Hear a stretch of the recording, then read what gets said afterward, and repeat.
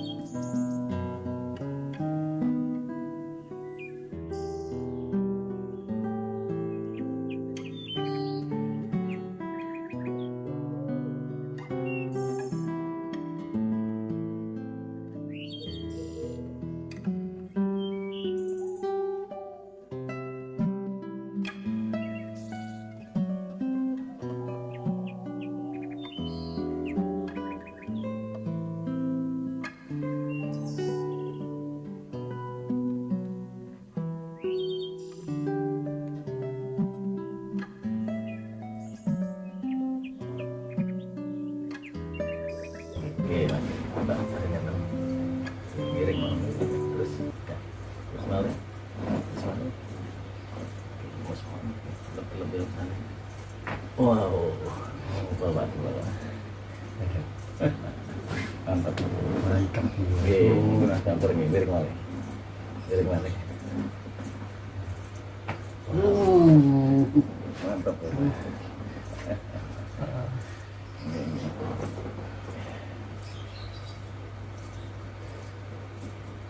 Ini no open bapak. Dan? Kok kartun ini no open? Oke, leher. Oke.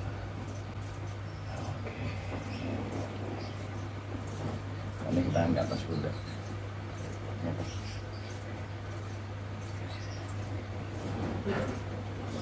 Ini.